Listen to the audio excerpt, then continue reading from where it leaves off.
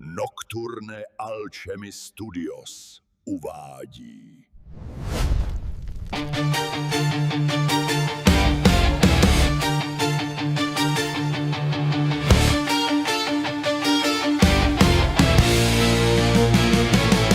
Bylo to před nedávným časem, když hlásili obecním rozhlasem, že v sobotu se bude konat přednáška pro ty, co nechtějí stonat.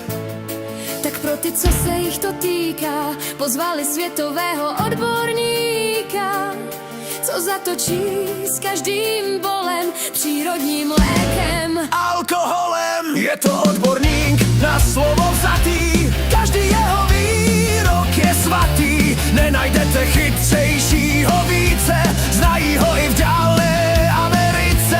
On moc dobře ví, jak žít zdravě, študoval totiž na Moravě věhlasnou vysokou školu, zaměřenou na výzkum etanolu.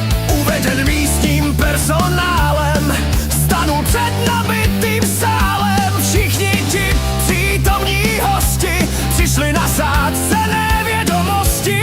Mikrofon v ruce pevně přijímá, mocným hlasem do sálu římá. Slyšte všichni dobří lidé zlatí, tady jedno základní pravidlo platí. Máte-li dost zdravého rozumu, vyhýbejte se obloukem rumu. Vylejte do kanálu tu břečku a za jeho pitím udělejte tečku. To samé platí i o vodce, po ní to s vámi půjde z kopce. Z ní měkne mozek a tvrdnou játra, vaše tělo nenávratně chátra. A to vůbec nemluvě o whisky, ze které tečou tučné zisky pro už tak bohaté pracháče, ale vaše zdraví po ní zapláče. Avšak jedno moudré pravidlo praví, chcete-li žít dlouho a být zdraví, nepodlehnout smutku a splínu, mám pro vás jedinečnou medicínu. Je to ten největší dar od Boha, i když ta informace se zdá být i strohá. A snad i ve jménu svaté trojice, tím zázračným lékem je slivovice.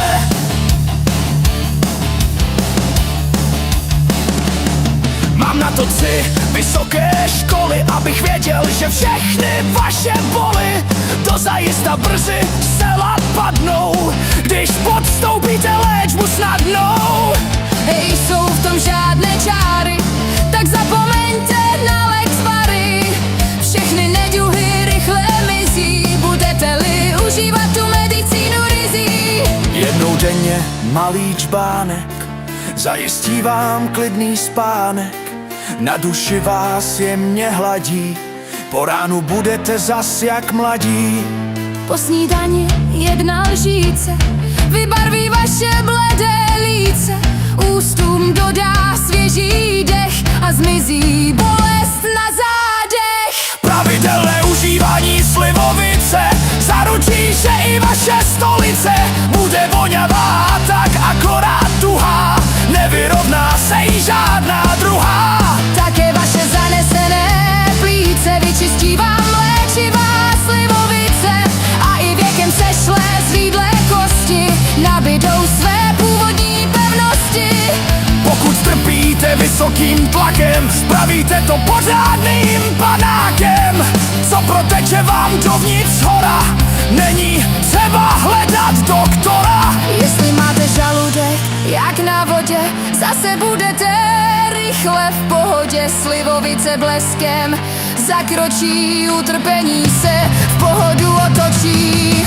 Revmatnači tuhé klouby, hrobař už vám zemi díru hloubí. Tak na to rychle zapomeňte, dobrou slivovicí to rozežeňte. Když na tebe bacil leze, chřipka klepe na tvé dveře, snadné řešení se ti nabízí, po slivce nemoc vymizí. Na nervy, stresy, bolest hlavy, jen jediný lék je ten pravý. Po staletí se jim léčí davy, kdo pije slivku, má pevné zdraví. Trpí smutkem, žalem, splínem, nenalévej se levným vínem, není třeba dál se trápit, být, když muži se toho léku napít. Pane, máte mrtvo v klínu, zkuste ověřenou medicínu. Kdo naší slivkou nepohrdne, ten v rozkroku pevně tvrdne.